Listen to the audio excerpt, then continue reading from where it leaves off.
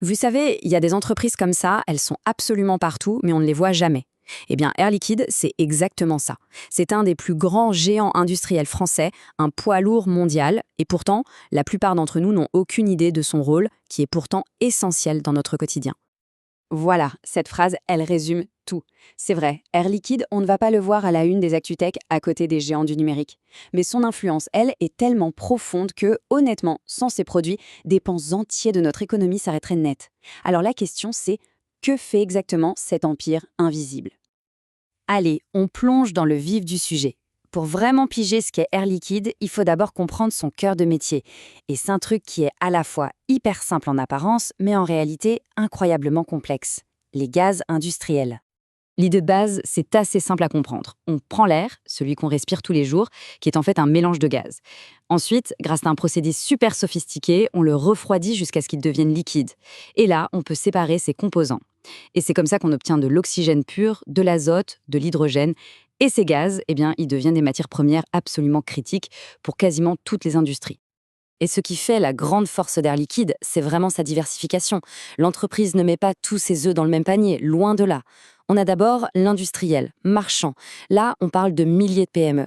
Ensuite, la grande industrie, les géants de la chimie, de la sidérurgie. Et ce n'est pas tout, il y a aussi la santé et l'électronique, des secteurs hyper pointus. C'est cette diversification qui est l'une des clés de sa stabilité, qui est devenue légendaire. Ok, mais concrètement, à quoi ça sert tout ça? Eh bien, par exemple, l'oxygène pur, il permet de créer des flammes assez chaudes pour souder l'acier des plus grands navires. L'azote liquide, il sert à congeler des aliments en un clin d'œil ou à conserver des vaccins à très basse température. Et les gaz ultra purs, eux, sont indispensables pour graver les circuits minuscules des puces électroniques qu'on a tous dans nos téléphones. Voilà ce que c'est l'empire invisible. Mais attention, ce géant n'est pas sorti nulle part. Son histoire, c'est vraiment la rencontre parfaite entre une innovation scientifique géniale et un esprit commercial visionnaire. Et c'est ce duo qui a permis de bâtir un véritable empire sur plus d'un siècle. Tout commence en 1902. Un scientifique, Georges Claude, invente un procédé révolutionnaire pour liquéfier l'air. Très vite, l'entreprise grandit. Elle part à l'international. Elle devient un pilier de la reconstruction après-guerre, puis un acteur incontournable de la conquête spatiale et de la révolution numérique. Et plus récemment, en 2016, il y a eu cette acquisition énorme d'Airgas pour plus de 13 milliards de dollars qui a complètement changé la donne et a fait des États-Unis son plus grand marché. Avec une histoire pareille et un modèle économique aussi solide, vous imaginez bien qu'Air Liquide s'est forgé une réputation en béton. Pour beaucoup d'investisseurs, c'est le symbole même de l'action de bon père de famille, une valeur sûre, stable, sur laquelle on peut compter.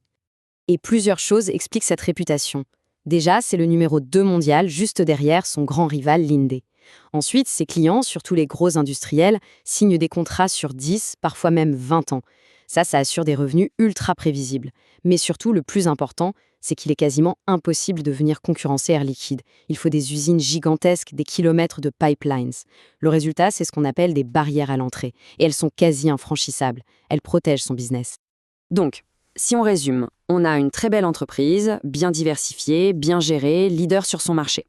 Le tableau est presque parfait. Mais la vraie question, c'est est-ce qu'une belle entreprise est forcément un bon investissement, surtout au prix actuel? Et c'est là, vous allez voir que les choses commencent à se compliquer un peu. Et ça, c'est la question essentielle en investissement. On peut avoir la meilleure entreprise du monde, sa solidité ne garantit pas un bon rendement. Pourquoi? Parce que le prix qu'on paie pour l'acheter est tout aussi important, si ce n'est plus. Alors comparons-la un peu à son principal rival, Linde. On voit qu'Air Liquide est non seulement numéro 2, mais qu'en plus sa performance en bourse a été moins bonne sur les 10 dernières années. Et ce n'est pas tout, les analystes en général donnent une meilleure note de qualité à son concurrent.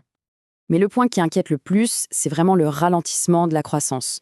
Le chiffre d'affaires, il continue de grimper un peu, autour de 6% par an, mais le free cash flow, c'est-à-dire l'argent qui reste vraiment dans les caisses une fois que tout est payé et que les investissements sont faits, eh bien ce cash flow, il stagne depuis quasiment 5 ans. Et ça, pour les investisseurs, c'est un vrai signal d'alarme. Parce que c'est avec ce cash-là qu'on paye les dividendes et qu'on finance la croissance future. Un autre indicateur clé à regarder, c'est le ROC, le retour sur capitaux employés. Pour faire simple, ça mesure l'efficacité avec laquelle l'entreprise utilise son argent pour faire des profits. Et avec un ROC autour de 7%, celui d'Air Liquide est considéré comme assez faible pour une boîte de ce calibre. Ça veut dire quoi? Ça veut dire qu'elle ne génère pas des retours sur investissement exceptionnels. Et le plus fou, c'est que malgré ces chiffres un peu décevants, l'action se paie très très cher en ce moment. On parle d'un ratio de 36 fois le free cash flow. Pour mettre ça en perspective, sa moyenne historique est plutôt autour de 29.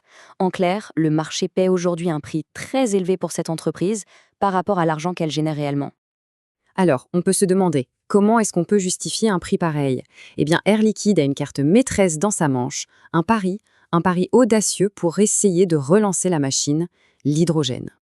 En fait, l'entreprise a décidé de miser une grosse partie de son avenir sur la transition énergétique.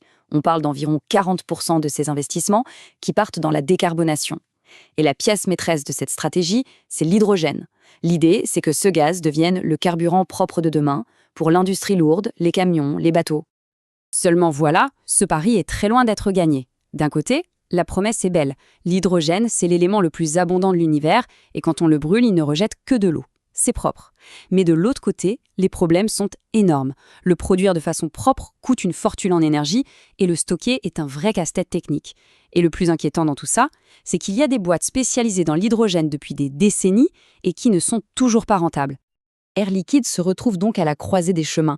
La question est de savoir si sa stabilité légendaire et son statut de leader suffisent à justifier ce prix élevé, en pariant que le virage vers l'hydrogène sera un immense succès. Ou alors, est-ce que les signaux de ralentissement et les risques énormes de ce pari font que son succès futur n'est au fond que du vent? L'avenir de cet empire invisible est suspendu à cette question.